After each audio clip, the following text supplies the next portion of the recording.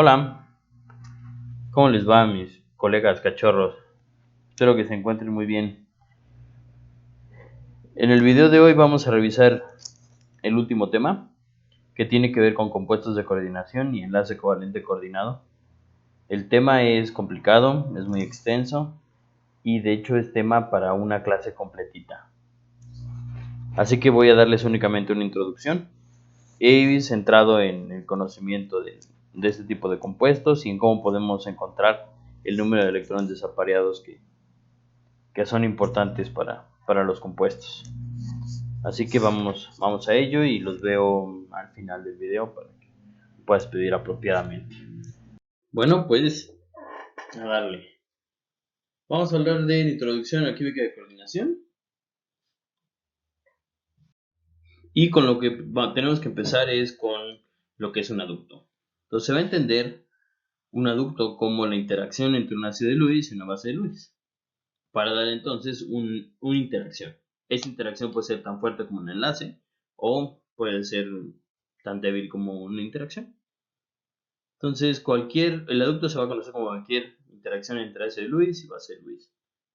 Según algunos autores, esta interacción tiene que ser neutra. Tiene que ser neutro el ácido, neutro la base para que el aducto sea neutro. Pero van a encontrar diferentes cosas, sobre todo con la idea de que el aducto puede ser una interacción un poco más covalente.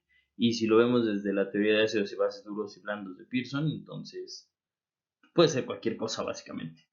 Entonces vamos a pensar en este aducto. Este aducto va a tener una naturaleza donde los electrones sean cedidos, donde la base le dé el electrón por completo al ácido, y puede ser que la base nada más se los preste. Si es el caso de que los electrones son cedidos, tenemos entonces un enlace covalente. Si los electrones son prestados, entonces tenemos este enlace covalente coordinado, que va a dar lugar a los compuestos de coordinación. Y de esto es de lo que vamos a hablar durante espero, poco tiempo. Porque este enlace covalente es diferente, este enlace covalente coordinado es diferente, no es tan fuerte como un covalente normal y sus características son diferentes. Porque la mayor parte del tiempo esos electrones van a estar en la base, nada más como que los prestan y se van a alojar en orbitales libres del ácido de Lewis. Para comparar compuestos covalentes contra compuestos covalentes coordinados, pues hay que fijarnos nada más en el tipo de enlace. En el covalente coordinado van a ser prestados y en el covalente van a ser, cada uno va a aportar un electrón, o al menos así lo pensamos nosotros con la formación del enlace. Entonces los covalentes coordinados van a formar así una interacción o un enlace y los covalentes normales también van a formar un enlace. Van a encontrar en libros que los compuestos covalentes coordinados se pueden poner como una flecha. ¿Ok? Bueno, entonces, ¿cuáles van a ser estos ácidos de Lewis que van a formar los covalentes coordinados? Pues van a ser principalmente elementos de transición del bloque D y algunos del bloque P. ¿Cuál es la condición? De que tengan orbitales libres para aceptar los electrones prestados de las bases. Entonces, principalmente van a ser estos metales de transición y ahí nos vamos a centrar nosotros. Entonces, ¿por qué los metales de transición, como les decía, tienen orbitales libres donde puede aceptar estos pares de electrones? Los orbitales en D, al menos todos los metales de transición, bueno, exceptuando el zinc, cadmio y mercurio, tienen estos orbitales D y no están completos, no está lleno estos orbitales. Así que se piensa o se cree que en estos orbitales que no están llenos pueden aceptar estos pares de electrones provenientes de las bases de Lewis. Ahora, hay una diferencia entre el enlace covalente y el enlace covalente coordinado, porque el enlace covalente coordinado no sigue las reglas del covalente normal. No necesitas un electrón con un electrón, simplemente necesitas que haya orbitales vacíos para que lleguen tantos pares de electrones se pueda. Y van a ver que se van a rodear algunos elementos de transición de 4, de 5, de 6 ligantes, aceptando hasta 12 electrones. Claramente no tiene 12 electrones de valencia. Ningún ningún elemento de transición, así que no podemos pensar en enlaces puramente covalentes o con una contribución al enlace 1 y 1, sino que siempre van a ser prestados. ¿Cuáles son las bases de Lewis que se pueden ocupar? Bueno, hay inorgánicas como el hidróxido, cloruros, bromuros, yoduros, nitro o nitrito, cianuros, tiocianatos, que tienen que tener todos, para formar este enlace covalente coordinado, pares de electrones libres, es decir, que sean bases de Lewis. A estas bases de Lewis se les conoce como ligantes y se van a conectar de manera muy especial con estos metales. Hay también dentro de los inorgánicos el monóxido de carbono, el agua, el amoníaco, el oxígeno, y todos ellos tienen la característica de tener pares de electrones libres. Se pueden dar cuenta que hay ligantes cargados, que hay ligantes que son neutros, y también hay bases de Lewis que van a ser orgánicos. La condición para que sean bases de Lewis, que sean ligantes y que puedan coordinarse con un metal, es de que tengan pares de electrones libres.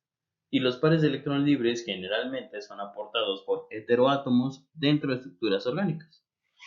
Por esta razón es conveniente que ustedes conozcan química orgánica, que lleven un muy buen curso de química orgánica, para entender por qué se pueden coordinar los diferentes metales. Y además de que los van a poder nombrar más fácil, los van a poder identificar mucho más fácil. Debido a la gran variedad de compuestos orgánicos que hay y a todas las características que se le pueden modificar, los compuestos orgánicos son de los ligantes más comunes en química de coordinación. Aquí en la diapositiva se ponen algunos de los ligantes más comunes, como lo son la fenantrolina, la trifenilfosfina, dipiridina, oxalato, acetilacetonato, propilamina, etilendiamina e incluso aminoácidos. Los aminoácidos también pueden formar compuestos de coordinación y eso va a dar lugar a lo que se conoce como vía inorgánica. Bueno, no específicamente los aminoácidos, sino cualquier cosa biológica.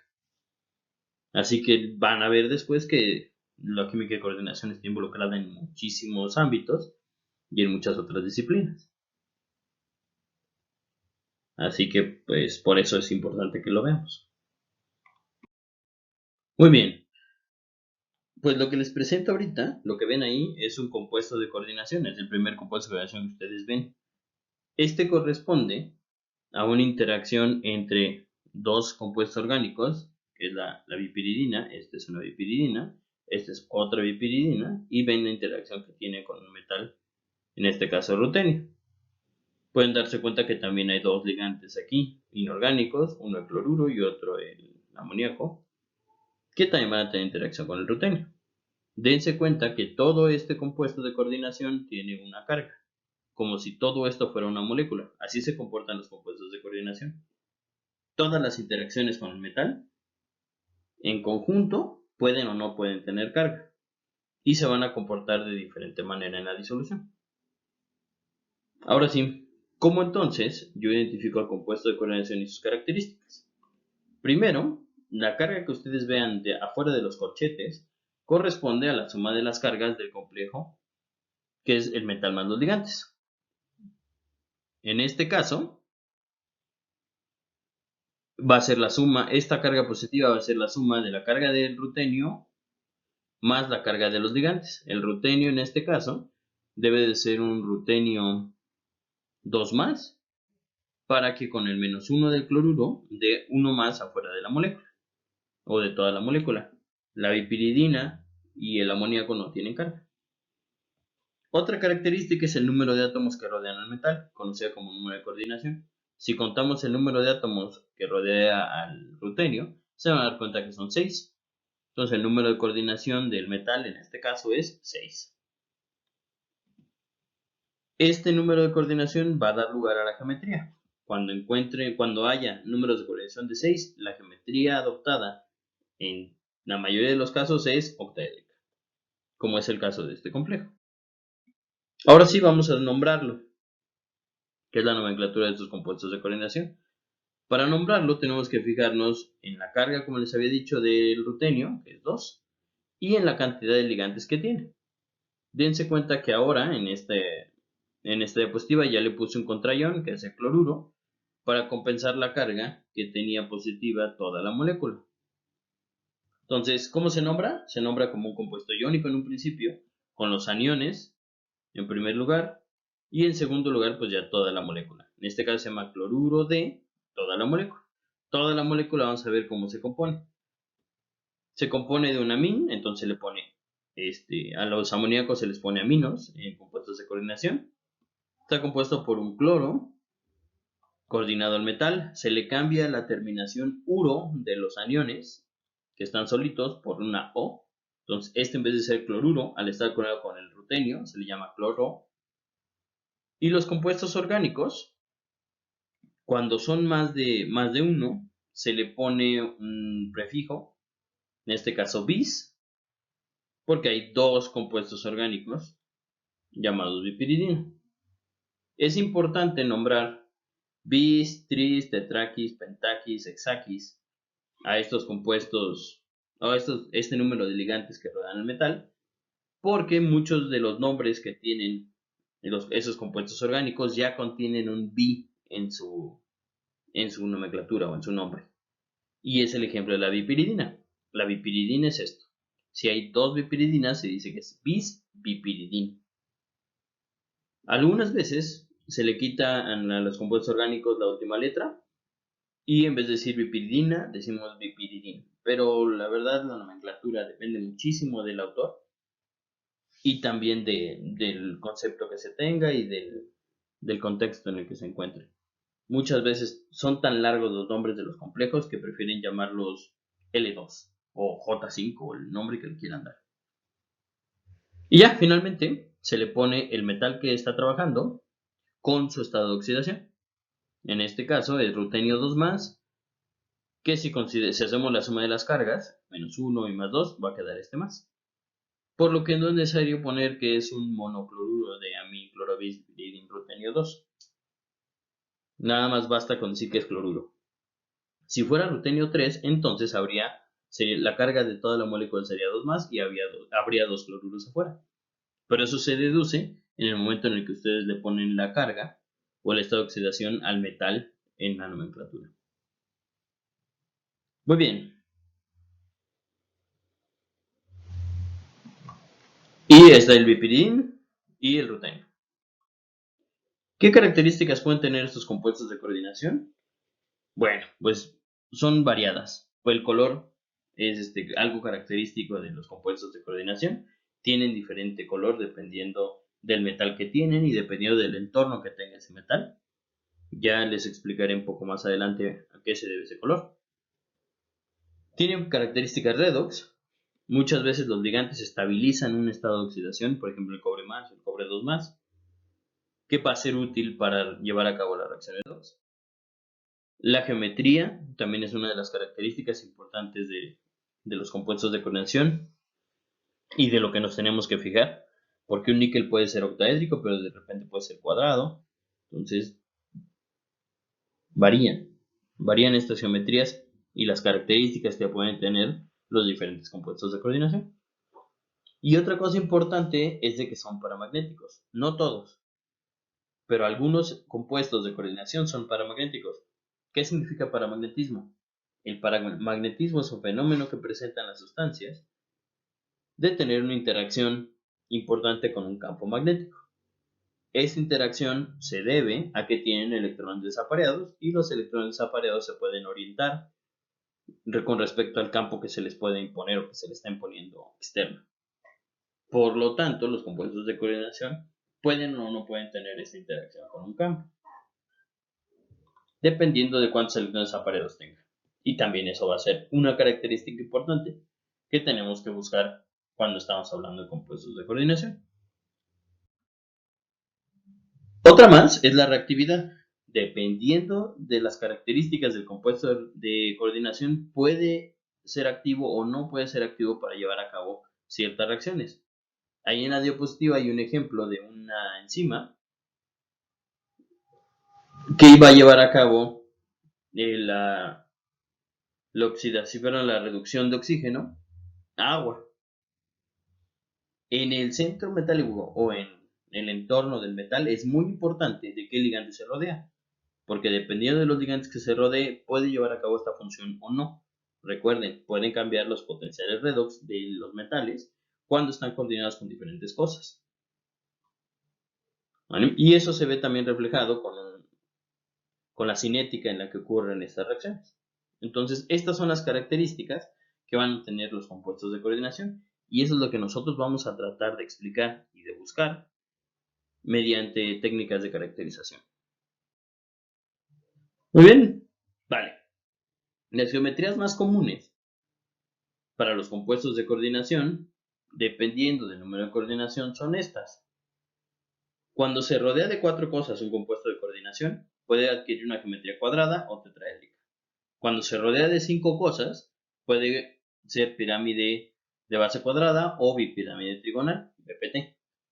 Y si se rodea de 6, va a ser un octaedro casi el 100% de las veces. Y digo casi porque siempre hay algún compuesto que se sale del guacal. ¿Para qué nos va a servir conocer estas geometrías? Pues ya con las geometrías ya podemos empezar a predecir cómo se van a comportar estos metales y cómo se van a comportar dependiendo de los ligantes que los rodean. Y eso nos va a llevar a lo que es la teoría de campo cristalino. La teoría de campo cristalino nos va a ser muy útil para que nosotros podamos predecir las propiedades que presenta un compuesto. Con la teoría de campo cristalino podemos llegar a predecir un poquito el color que puede tener un compuesto. Podemos predecir si va a ser paramagnético, diamagnético, si va a tener 2 o 5 electrones desapareados, 3, 4, los que correspondan. Y esta teoría de campo cristalino también va a ser útil para entender cómo se llevan a cabo estos procesos de interacción entre ligante y metal. Esta teoría de campo cristalino está basada en repulsiones electrostáticas. Y nos vamos a basar en los orbitales que tiene el metal. Les recuerdo, los orbitales que van a participar en los compuestos de coordinación van a ser los Ds. Y vamos a suponer de inicio que están vacíos. Y ya vacíos se van a llenar únicamente con los electrones que tenga el metal en su última capa, es decir, los electrones de valencia del metal. Por eso es importante conocer el estado de oxidación del metal. Entonces, esta teoría de campo cristalino considera estos orbitales del metal. Y estos orbitales del metal van a tener interacción con electrones provenientes de los ligantes. Si consideramos que esos orbitales del metal tienen por ahí electrones, van a sentir una repulsión con los electrones que lleguen de los ligantes. Esta es una teoría y tiene sus limitantes como sus ventajas. Va a ser muy ventajosa para predecir lo que ya les dije y sus limitantes va a tener que ver un poquito con este modelo porque no considera más orbitales que los del metal, los Ds de la última capa, y los electrones que provienen de los ligantes se los imagina como cargas negativas. ¿Qué efecto va a tener esta interacción de las cargas negativas sobre los orbitales? Pues va a ser este. Si esos electrones dentro de los orbitales del metal estuvieran en un campo esférico, se verían así. Los 5 orbitales tendrían exactamente la misma energía. Pero ¿qué pasa si nosotros le acercamos cargas en sentidos muy muy puntuales? Entonces, dependiendo de la geometría de estos orbitales, van a sentir más o menos repulsión. Si coincide la forma del orbital con la llegada de una carga negativa proveniente de los ligantes, entonces va a tener una repulsión alta y va a crecer en energía. Si no tiene una interacción importante con estas cargas negativas, entonces estabiliza y baja en energía. Entonces, cuando ponemos ahí el metal, lo que ocurre es de que estos 5 orbitales Ds se van a desdoblar, van a cambiar de energía. Va a haber unos que van a tener mayor repulsión, que van a estar en la parte superior, y va a haber otros que van a tener menor repulsión y van a estabilizarse y van a bajar en energía. Este de acá, este diagrama es muy importante y esta es la parte que hace muy bien campo cristalino. Porque con este desdoblamiento de los orbitales se pueden explicar muchas cosas. Una, de que la diferencia entre uno y otro orbital puede corresponder a la energía que pueda absorber luminosa, es decir, al color que va a presentar el compuesto. También esa diferencia de energía que existen entre estas dos podrá ser alta o podrá ser baja, y podrá definir cuándo un compuesto de coordinación va a presentar electrones desapareados. Recuerden, vamos a considerar que los electrones del metal van a situarse en estos orbitales. Y no es lo mismo poner electrones únicamente abajo o poner abajo y luego arriba. Pero bueno, vamos a verlo un poquito más adelante. Esta es la teoría de campo cristalino. Y lo que nos va a ofrecer la teoría de campo cristalino es un desdoblamiento de orbitales. En el caso del octaedro, cuando acercamos las cargas en las posiciones que están en los ligantes, que son 4 sobre la base, una en la parte superior, una en la parte inferior, lo que va a ocasionar es de que estos 5 orbitales que se encontraban degenerados en un campo esférico se van a desdoblar y van a tener interacción muy buena con los ligantes que llegan, los orbitales de x cuadrada menos y cuadrada y el de z cuadrada. ¿Ok? Como ejercicio, vean cuáles son la forma de estos orbitales, de esos 5 orbitales, y vean cómo puede interactuar si le acercan en forma de un octaedro, que serían acercar por arriba, por abajo, por enfrente, por atrás, por la derecha y por la izquierda, cargas negativas. Este metal que está aquí en el centro tiene todos los orbitales, estos 5 orbitales ahí conviviendo. Si la geometría de estos orbitales coincide con la llegada de estos ligantes, entonces va a tener mucha repulsión. El dz cuadrada es uno de los ejemplos de buena repulsión en el octaedro. Si revisan los orbitales van a encontrar que el dz cuadrada tiene arriba y abajo una densidad mayor y tiene un arito aquí en la base sobre X y Y. Z tiene una interacción muy fuerte de repulsión y el arito también. Eso hace que aumente en energía. Si revisan el x cuadrada menos y cuadrada, pues estos son justo los de los ejes XY, así que también tiene una interacción grande. Y si revisan los de Z Y y de ZX, se van a dar cuenta que son orbitales que están entre los ejes y la interacción es muy, muy pobre. Por lo tanto, eso se estabiliza. El diagrama de orbitales de campo cristalino para el octaedro es este.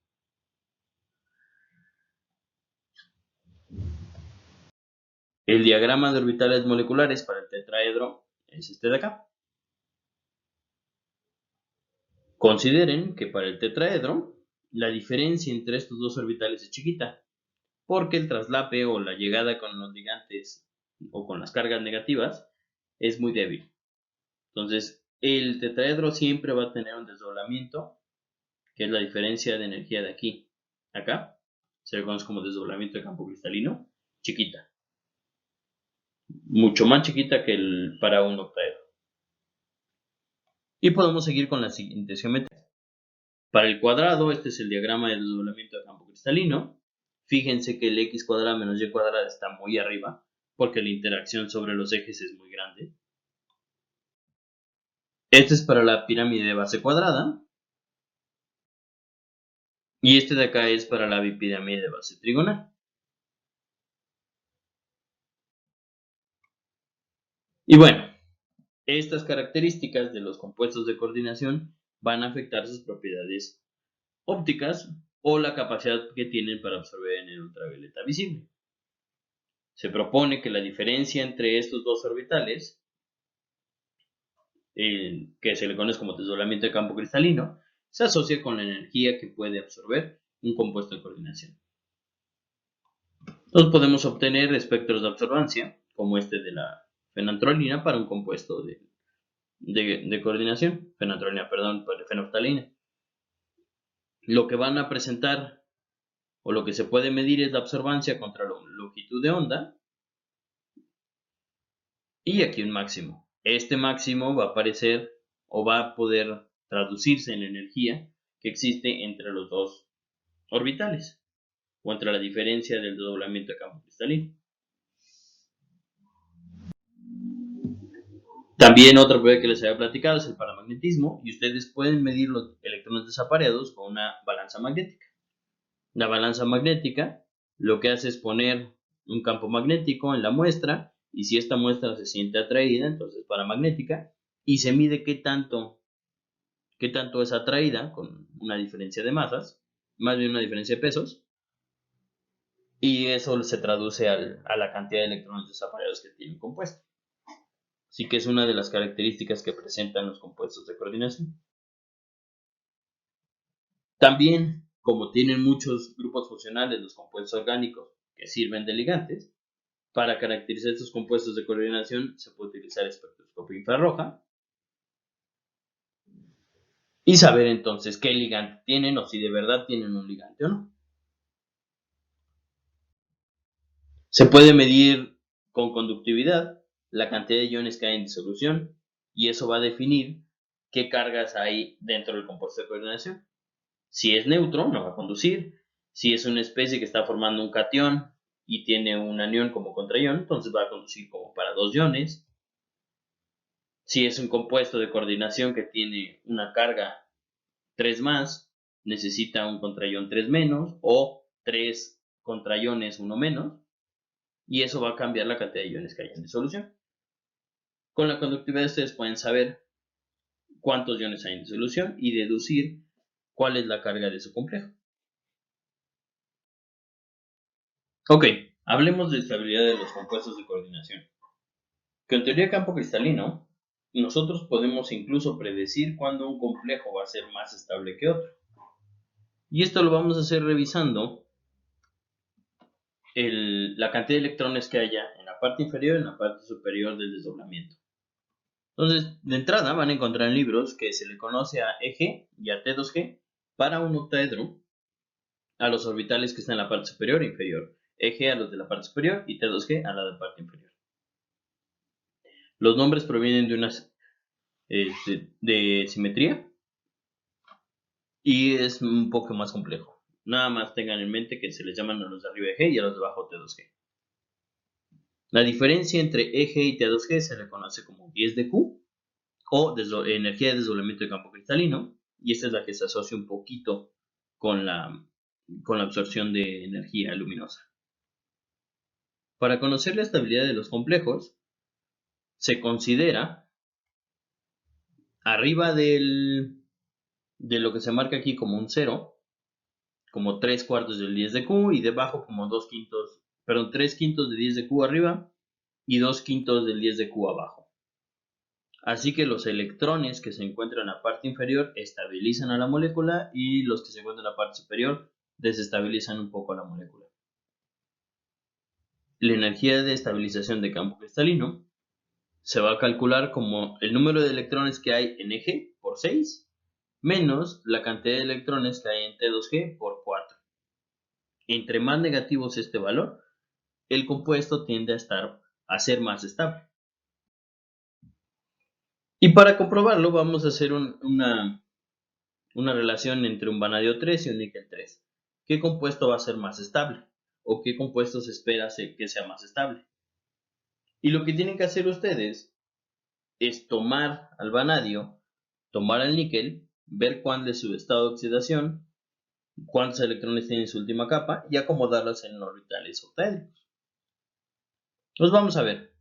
El vanadio 3 más es un D2. Si revisan el número de electrones del vanadio 0, se van a dar cuenta que tiene 3 en D y 2 en S. Los primeros electrones que se pierden son los del S y ya después empiezan a perder los D. Si es un vanadio 3 más, tuvo que haber perdido 3 electrones. Perdió los 2 en S y perdió 1 en D, quedando únicamente 2 electrones en D. Y esos 2 electrones en D vamos a colocarlos en el diagrama de orbitales según campo cristalino, considerando que es un octaedro, claro, y quedaría así: 2 electrones en la parte inferior. Siguiendo la regla de Hund, siempre se llena de abajo hacia arriba, Y siguiendo la de exclusión de Pauli, siempre se ponen los desaparecidos y después se empiezan a aparear. La energía de estabilización de campo cristalino para este compuesto sería menos 8, porque no hay ninguno en G y hay 2 entre 2G. Entonces es menos 8. Recuerden, entre más negativo, más estable. ¿Qué va a pasar con el níquel 3? El níquel 3 es un D7. Al ser un D7, hay que acomodarlo en el campo cristalino, queda de esta manera. 6 electrones abajo y 1 arriba. Este níquel 3, bueno, recordando, el níquel tiene 8 electrones de valencia. Perdón, el níquel 0 tiene 10 electrones, 2 en S y 8 en D. Si pierde 3 electrones, entonces pierde los 2 en D, perdón, 2 en S y 1 en D, para llegar a 7 electrones en D.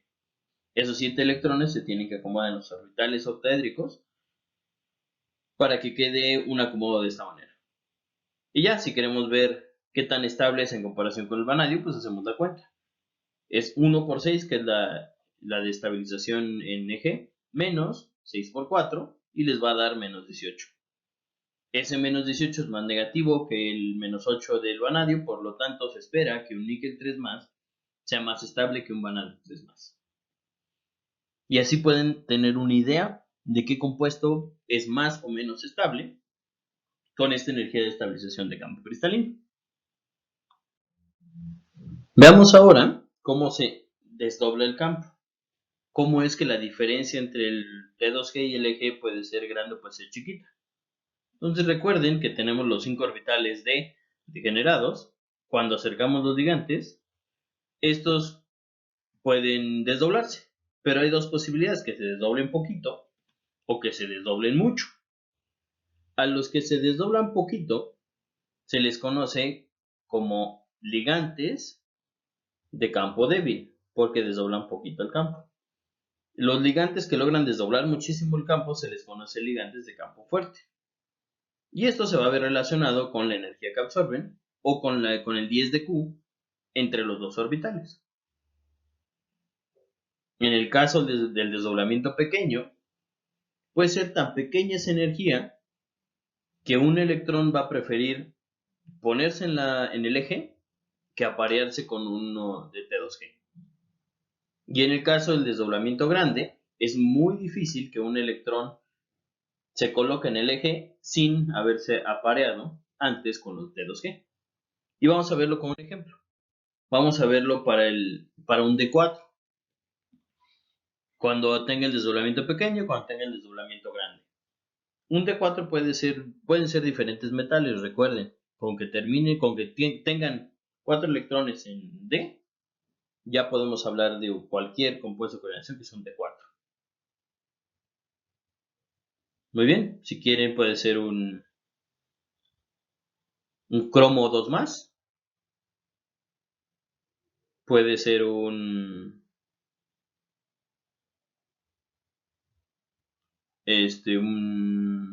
manganeso 3 más. Y bueno, podemos encontrar diferentes metales que sean de 4. Y lo que vamos a hacer es, proponemos un desdoblamiento, en este caso ya es un octaedro. A ese desdoblamiento octaédrico hay dos posibilidades, una donde el desdoblamiento sea grande y otra donde el desdoblamiento sea pequeño, y vamos a empezar a colocar los electrones en estos orbitales. En el caso del desdoblamiento grande, empezamos siguiendo la regla de Hund, de abajo hacia arriba, y la exclusión de Pauli, que primero se quedan desaparecidos, después empiezan a aparear. Y cuando voy a poner el cuarto electrón, puedo ponerlo en dos sitios. Puedo ponerlo en el eje o puedo aparearlo en los T2G. Si el desdoblamiento es muy grande, es menos energético aparearse que colocarlo en eje. Por lo tanto, un complejo de 4 va a tener 2 electrones desapareados si hay un desdoblamiento grande del campo. Vamos a ver ahora qué pasa con el desdoblamiento pequeño. Si el desdoblamiento es pequeño, vamos a empezar a acomodar los electrones así: 1, 2, 3. Y el cuarto electrón, en vez de aparearse con los T2Gs, bueno, con los electrones que se ubican en T2G, prefiere quedarse en Eg. ¿Por qué? Porque la diferencia entre el Eg y T2G es muy pequeña. Es más pequeña que la energía que se necesita para aparear ese electrón. Así que prefiere quedarse en Eg. Y con un desdoblamiento pequeño, ustedes pueden ver que tiene 4 electrones desapareados. Esto va a ser una gran diferencia cuando midan las propiedades paramagnéticas de estos complejos. Si cuando miden el paramagnetismo encuentran que tiene 2 electrones desapareados, entonces tiene un desdoblamiento grande. Si encuentran 4 electrones desapareados, entonces tenía un desdoblamiento pequeño. Tanto el desdoblamiento grande como el pequeño reciben diferentes nombres. Bueno, esos son los electrones que están desapareados. A los que tienen desdoblamiento grande se les llaman compuestos de campo fuerte. A los que tienen desdoblamiento pequeño se les llama compuestos de campo débil. ¿Ok? Y ya. Van a encontrar que se les puede llamar de alto spin y de bajo spin. Si se fijan en los electrones, si están en eje se les llama de alto spin. Si no están en eje se les llama de bajo spin. Esto nos va a llevar a lo que se conoce como la serie espectroquímica. La serie espectroquímica es un conjunto, es una lista de ligantes que favorecen campo fuerte o campo débil. Entre más hacia la derecha estén en la serie espectroquímica, los ligantes van a favorecer más hacia el campo fuerte. En esa serie, que es de origen empírico me refiero a que lo obtuvieron a partir de datos experimentales, han encontrado que el monóxido de carbono, el cianuro, la trifenilfosfina, el grupo nitro, la fenantrolina, la bipiridina, son de campo fuerte. Cuando uno le pone esos ligantes, el desdoblamiento es grande. Siempre. Y hay unos ligantes, por ejemplo, el yoduro, bromuro, sulfuros, el hidróxido, que son de campo débil. Cuando se coordinan ciertos metales a estos ligantes, van a generar diferencias o 10 de Q chiquitos, de campo débil. Con esta serie espectroquímica, ustedes pueden ya predecir cuándo van a tener un compuesto de campo fuerte, cuándo van a tener un compuesto de campo débil, fijándose únicamente en el ligante y en los tipos de ligante. Si es un halógeno, entonces va a ser de campo débil. Si ese es un compuesto con un grupo funcional aromático, entonces va a tender a ser de campo fuerte. Y se puede demostrar a través de los colores. Aquí se ven unos ejemplos de compuestos de coordinación hechos con cobalto 3, y aquí también, donde se les fueron cambiando los ligantes. Si se dan cuenta, el A es incoloro, casi amarillo, que corresponde al cianuro. De ahí el nitro se va poniendo cada vez más amarillo, de amarillo a naranja, morado, azul y verde.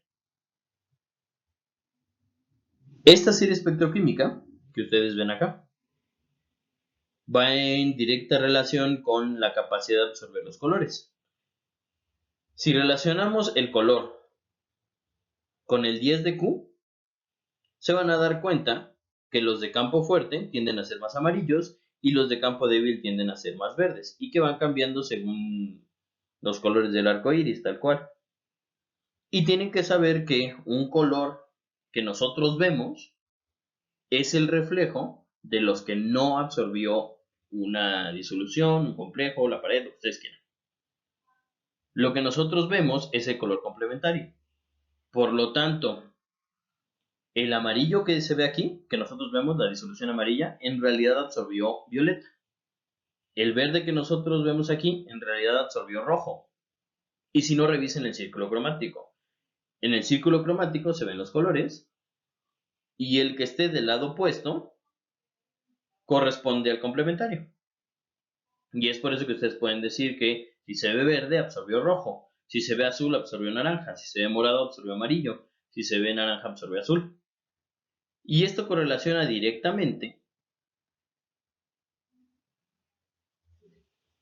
con la energía que absorbe un compuesto en el visible. El más energético es el violeta, por lo tanto, se ven colores amarillos. El menos energético es el rojo, entonces se van a ver verdes. Y así pueden relacionar todo el arco iris. Es por eso que la luz por encima del violeta se llama ultravioleta y la luz debajo del rojo se le llama infrarrojo.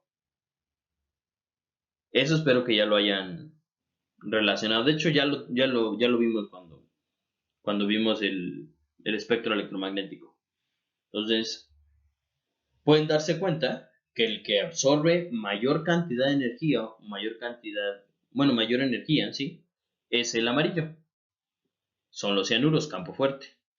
Y los que absorben menos energía que absorben rojo son campo débil, como el carbonato y el oxalato. En eso consiste la serie espectroquímica.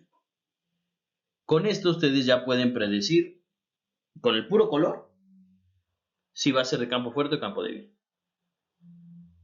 Siempre y cuando nada más tengan una transición, pero les digo, compuestos de coordinación es toda una materia, no nada más es una platicadita que les estoy dando ahorita. Vale, hasta este momento ya hemos platicado de la estabilidad que pueden tener los compuestos de coordinación, cuáles son las cosas importantes para caracterizar un compuesto de coordinación, como los electrones desapareados, el color que se va a relacionar con la diferencia entre el 10 de Q y de la estabilidad de estos compuestos de coordinación a través de campo cristalino. Hay algunas cosas más que les van a ser útiles para predecir reacciones y para que no se espante con unas cosas que presentan los compuestos de coordinación. Entre ellas están el efecto quelato, las reacciones parásitas y la cinética de las reacciones. Vamos a empezar con el efecto quelato. El efecto quelato es un principio que relaciona o que dice que mayor número de dientes, mayor estabilidad. Si vamos a tomar como ejemplo este compuesto de coordinación, que es el EDTA de cualquier metal. El EDTA es un compuesto que puede formar anillos quelato y que tiene este efecto quelato al formar estos anillos cuando tienen más de un diente. En el caso del EDTA tiene 6 dientes, 1, 2, 3, 4, 5 y 6 dientes que pueden coordinarse con un metal. Entre más dientes, mayor estabilidad. Y por eso el EDTA se utiliza como para quitar metales del organismo, en el caso de que ustedes se envenenen, o incluso para quitar metales del agua dulce. Otra característica de este efecto quelato, bueno, ahí pueden ver que a mayor número de dientes, mayor estabilidad, es como si lo agarraran más fuerte, como si tuviera más pinzas, un ligante. Y el otro principio es de que los anillos de 5 miembros van a ser más estables que los de 6 miembros. ¿Cómo pueden identificar estos anillos? Pueden ver aquí en la estructura del compuesto de coordinación que al coordinarse con el metal, estos dos átomos donadores junto con la estructura orgánica van a formar aquí un anillo. En este caso se ve aquí un pentágono, que es el anillo de 5 miembros. Este anillo de 5 miembros va a ser más estable que uno de 6 miembros, que es como si tuviera un carbono de más de estructura orgánica. Hay también anillos de 7 miembros, de 8 miembros, de 3 miembros, pero son menos estables. Los más estables van a ser los de 5 miembros. Y eso les puede ser útil para saber cuándo un compuesto de coordinación se va a formar y cuándo no. Siempre se va a preferir los que tengan más dientes y los que formen anillos de 5 miembros. En cuanto a los equilibrios parásitos, podemos ocuparlo en términos de equilibrio redox. Por ejemplo, el platino, sabemos que si le echamos ácido nítrico no reacciona. Sabemos que si le echamos ácido clorhídrico no reacciona. Pero si le echamos una mezcla de ácido clorhídrico y ácido nítrico, sí reacciona y se disuelve. Y ustedes se pueden echar un electrodo de platino si lo disuelven en ácido nítrico combinado con ácido clorhídrico. La pregunta es ¿por qué? Y se explica con la capacidad de formar compuestos de coordinación. Esto se explica con la formación de tetracloroplatinato a partir del platino. En vez de formar platino 2 más forma el tetracloroplatinato y eso favorece la oxidación del platino con el ácido nítrico. Entonces el ácido nítrico tiene la chamba de oxidar el platino y el ácido clorhídrico de coordinar al platino 2 que se forma, bajando entonces su potencial redox. Si tuviéramos nada más el platino en agua, el ácido nítrico no reacciona con él. El platino con agua no es lo suficientemente estable, el oxidado, como para que el platino pueda pasar a ese estado. Pero si ustedes tienen cloruros, se forma el tetracloroplatinato que modifica el potencial redox del platino y ahora sí puede reaccionar. El platino con ácido nítrico reacciona para formar tetracloroplatinato y NO2. Esa es la forma en la que se puede explicar por qué con agua regia se disuelve el platino o algunos metales que son un poco más complicados. Y por último, hablemos de la cinética de las reacciones de química de coordinación que está asociado directamente con qué tan fácil se puede sustituir un ligante con otro. Y depende principalmente de la capacidad de un ligante y del otro. Si un ligante es más estable que el otro, pues lo va a sustituir. Así de sencillo y así de fácil. La cosa curiosa entre los compuestos de coordinación se encuentra en el efecto trans. Este efecto trans se ve reflejado en compuestos octaédricos y en compuestos cuadrados. Y consiste en que los ligantes que se sustituyen dependen no solamente de la estabilidad del que llega y el que se va, sino que también depende de qué ligante tengan del lado trans sí, del otro lado, del metal. Porque, como pueden ver acá en la imagen, el ligante trans al que se va a sustituir puede jalar densidad electrónica o puede donar densidad electrónica. Si jala densidad electrónica, entonces favorece la entrada del ligante en esa posición y si no, pues entonces la desfavorece. En un compuesto cuadrado se puede elegir si se sustituye trans a un ligante o si se sustituye cis a un ligante.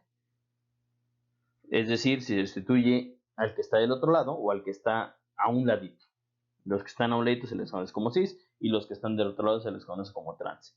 ¿De qué depende si la sustitución es trans o si es cis? Si el ligante que está en cis o si está en trans se es más susceptible de la sustitución.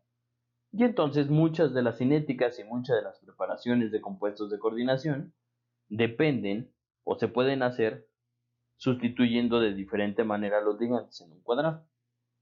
Si quieren saber un poquito más de este tema, vean la forma en la que se sintetiza el cisplatino, que es muy especial. Si no se siguen los pasos adecuados, se forma el transplatino y ya se obtiene un compuesto no deseado. Esta última parte de la cinética de las reacciones es únicamente para que estén conscientes de que también depende de las características del ligante, cómo se van a llevar a cabo las sustituciones y qué tan rápido se van a hacer. Recuerden, la cinética de las reacciones tiene que ver con la rapidez con la que ocurren estos intercambios. Y bueno, por el momento, esto es todo. Me gustaría platicarles mucho más de compuestos de coordinación y mucho más de algunas características de los metales en inorgánica, pero por el momento será suficiente, así que si tienen dudas, pónganlas por favor en comentarios o mándenme un correo y yo les podré ayudar con esas dudas. Les recuerdo que esta pequeña presentación super flash es como una introducción a los compuestos de coordinación. Si quieren saber más, lleven entonces toda la materia completa y aprenderán muchísimo más y verán todas las características que pueden presentar estos compuestos de coordinación. Y bueno, esto fue todo de química de coordinación. Me gustaría que continuara hablándoles más de inorgánica, pero pues ya hasta aquí llegó el tiempo. Ya si tengo oportunidad les pasaré unos videos posteriormente de lo que son la familia o el bloque S, el bloque P, un poquito de sus características, sus aplicaciones y platicar básicamente de para qué sirven y qué los hace tan especiales. Por lo mientras, yo me despido, les dejo mi patita y les mando muchos saludos. Cuídense mucho. Y bueno, la verdad ya me gané mi galleta, así que ya me voy. Bye, ladridos de corazón.